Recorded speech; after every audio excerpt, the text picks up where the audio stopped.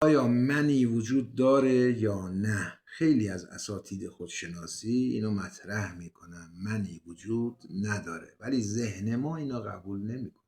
ذهن دنبال حقیقتشه، تا حقیقت رو پیدا نکنه این جواب براش جواب نمیشه. من دارم میبینم هستم، دارم بودن را تجربه میکنم، شما میگی منی وجود نداره.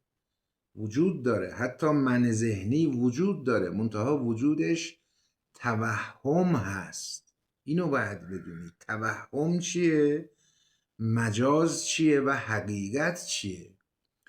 شما تا وقتی نفهمی حقیقت چیه این جواب پاسخ نمیشه عزیز دل من.